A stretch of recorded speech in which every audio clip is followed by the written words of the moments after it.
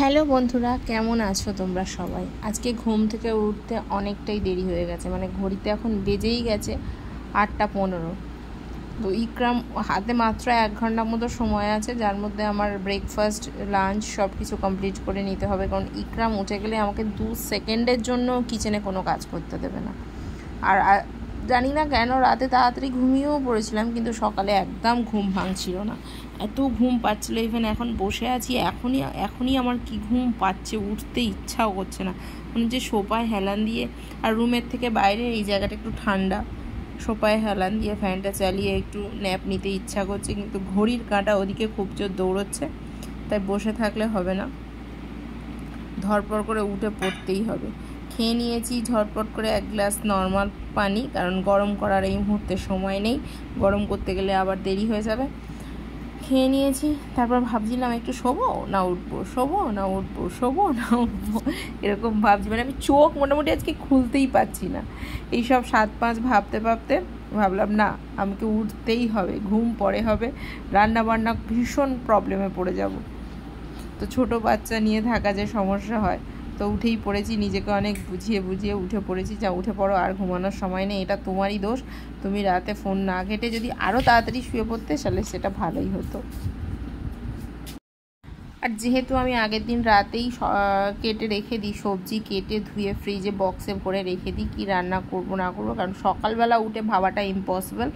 আগে রেখে দিই, আর ডিপ ফ্রিজ থেকে চিকেন ফিশ এগুলো বার করে নিচের ফ্রিজে রেখে দিই। এটা শীতকালের সময় হলে আমার এগুলোকে ফ্রিজের বাইরে রাখতে হবে, কারণ বাইরেই তো টেম্পারেচার যা থাকে, তাতে বরফ গলতে গলতে সকালবেলা এসে দেখবো বরফ তখনও গলেনি। তো যেহেতু এখন গরম, বাইরে রাখি না, আবার খারাপ হয়ে যাওয়ার ব্যাপার থাকে। তো সেগুলো নিয়ে চলে এলাম। আর সঙ্গে রাতের বেলা আমি নতুন একটা ড্রিঙ্কস খাচ্ছি এই মুহূর্তে, জিরা, মেথি, আজওয়াইন এগুলোকে মিশিয়ে রেখে দিই। 1 চামচ কি 1 চামচের একটু কম ভিজিয়ে 1 গ্লাস পানিতে ভিজিয়ে রাত্রে রেখে দিই। সকালবেলা উঠে এটাকে একটু রান্নাবান্না কমপ্লিট হয়ে যাবে, তখন এটাকে ভালো করে একেবারে বয়েল করে চলে আসবো। আর রাতে আমি বেসিনটাও পরিষ্কার করে শুইনি। সাধারণত আমি শুই সপ্তাহে 1 দিন হয়তো এদিক ওদিক হয়, বাকি দিনগুলো আমি বেসিনটা পরিষ্কার করেই শুই, কিন্তু কালকে শোয়া হয়নি। তাই সন্ধেবেলা যে বাসন থালাগুলো মাজা ছিল সেগুলো তো শুকিয়ে গেছে, এবার সেগুলোকে রাখতে হবে নির্দিষ্ট জায়গায়। আর আমার এখানে আগে একটা বড় বাস্কেট থাকতো, সেটাতেই আমার বেশি সুবিধা হতো। অনেক থালা বাসন একসাথে মেজে ধুয়ে ওতে রেখে দিলে প্রায় 2বারের বাসন থালাই শুকিয়ে যেত, কিন্তু এখানে বড়টা থাকার কারণেই কাজের প্রচণ্ড অসুবিধা হয়। এদিকে পাশেই গ্যাস ওভেন, এদিকে বেসিং, মানে জায়গাটা কম। আর দিচ্ছিলাম গ্লাসটাকে এক্ষুনি, তো সেই জন্য আমি এখানে ওই বাস্কেটটাকে এখন রিপ্লেস করে এখন এটা নিয়েছি। এটা সাইজে এতটাই ছোটো, আসলে এগুলো অনলাইন কেনা, তো সাইজ যা বলে, যা আইডিয়া করি তার থেকে অনেক সময় ছোটো আসে, অনেক সময় বড় আসে, যেটা অনলাইনে সমস্যা হয়ে থাকে। এটা নিয়েছি, একটু অসুবিধা হয়, কিন্তু বাসন থালা এতে বেশি ধরে না, কিন্তু কাজ করতে, এখানে মুভমেন্ট করতে অনেকটা সুবিধা হয়। তো চটপট ফাঁকা করে ফেললাম। এবার চলে এলাম রান্নার দিকে। বেসিংয়ের বাসি থালা বাসনগুলো পরে রান্না করতে করতে মেজে নেব, হয়ে যাবে। তো আজকে একটু লাউয়ের তরকারি করব। ফ্রিজে সবজি খুব বেশি নেই, তো যেটুকু আছে আমি একবার মানে সবজি কেনার পর, সেই সবজি যে কটা কেনা হয় সব কটা শেষ করার পর আমি দ্বিতীয়বার সবজি বাজার করতে বলি, কারণ ওই আগের দিনের রয়েছে, এটা কিছু রয়ে যায়, ওটা কিছু রয়ে যায়, এই করে দেখা যায় অনেক সময় সবজি নষ্টও হয়ে গেছে। সেই জন্য ভেজিটেবল বক্স পুরো ফাঁকা হলে তারপর দ্বিতীয়বার আমি সবজি কিনতে বলি।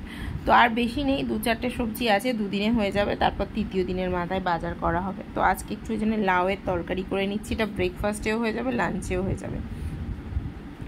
একটুখানি তেল দিয়েছি, আর অল্প করে একটুখানি পেঁয়াজ কুচে দিয়েছি। পেঁয়াজটা লাল হলে ভালো হতো, কিন্তু লঙ্কাটা বার করতে গিয়ে আর লঙ্কাটা ধুতে গিয়ে আমার পেঁয়াজটা পুড়ে গেছে। আর ক্যামেরাতে এখন দেখে মনে হচ্ছে যেন এটা পুড়ে ঝলসে গেছে, কিন্তু না, অতটা পোড়েনি, কিন্তু পুড়ে গেছে, তেতো ভাবটা মুখে আসবে না। আর এবার টুকরো টুকরো করে লাউ ভাজার মতো কেটে রেখেছিলাম, আর এতে 2টো আলুও দিয়েছিলাম, কারণ লাউয়ের তরকারিতে আলু না দিলে আমার আবার খেতে ভালো লাগে না। আমি যখন খাই না তখন সেটাতে শুধুমাত্র লাউ দিয়ে ভেজে দিই, কিন্তু আমি খেলে একটু আলু দিই। এটা ইকরামেরও দিয়ে দেবো ভেবেছিলাম, কিন্তু মনে হলো আজকে একটু ঝাল ঝাল করে করি, আমার খুব ইচ্ছা হচ্ছে। প্রায় 5-6 দিন পর আজকে আমি ভাত খাবো লাঞ্চে, ডিনারে তো খাই না, লাঞ্চেও খাওয়া হয় না। তো সেই জন্য একটু ঝাল ঝাল করে করলাম। আর অল্প একটু 5 ফোড়ন ছিল, সেটাও দিয়ে দিলাম। এবার এই তেলে লাউটাকে একটু ভালো করে ভেজে নেব, একটু নাড়াচাড়া করে নেব। মনে হচ্ছে কড়াটা আমার ছোট হয়ে গেছে, কিন্তু লাউ তো আস্তে আস্তে সিদ্ধ হতে হতে এমনিতেই কোয়ান্টিটিতে কমে যাবে।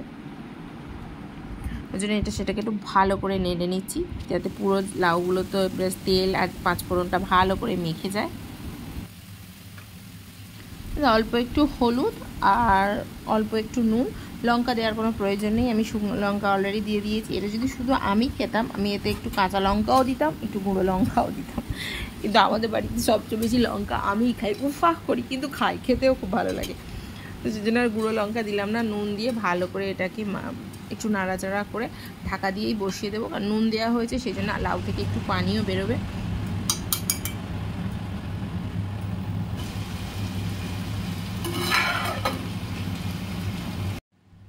মনে হলো যেন লাউটা একটু শক্ত আছে, তাই প্রয়োজন মতো একটু পানি দিয়ে দিলাম। এবার আঁচটাকে একেবারে ধিমে করে বসিয়ে রেখে দেবো। 10-15 মিনিট পর পানিটা শুকিয়ে গেলে লাউটা অলরেডি এবার পুরোপুরি সিদ্ধ হয়ে যাবে। একটু স্ম্যাশ করবো, ব্যাস আমার রান্নাবান্না কমপ্লিট হয়ে যাবে আজকেকার জন্য। এবার আমি চলে এসেছি আমার নিজের দেখাশোনা করতে। এটা হচ্ছে যে মেথি জিরা মিশ্রিত যে পানিটা ভিজিয়ে রেখেছিলাম, সেটাকে প্রায় 10 মিনিট ধরে ভালো করে সেটাকে বয়েল করেছি। নিয়ে এসেছি একটা গ্লাসে করে ঠান্ডা হতে, একেবারে গরম গরম। এটা এখন তো আমি খেতেই পারবো না, গরম কোনো জিনিস খাবে না। তো কটা বাজে এখন? বাজে এখন 10:30। তুমি খাবে না তো? তুমি খাবে না তো? খাবে, দেখবে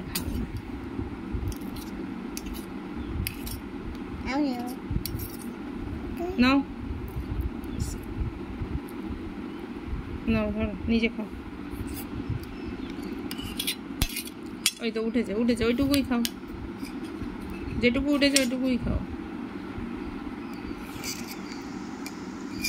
খাওয়াতে বসেছি তখন 10টা বাজে।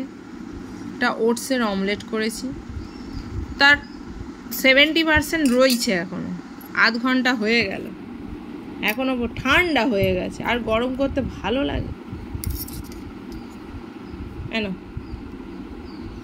দাঁড়ো, অনেক তাড়াহুড়ো খাওয়ার চক্করে অনেক বড় পিস করিয়ে দিয়েছি। দাঁড়াও আমি করে দিচ্ছি, দাঁড়াও।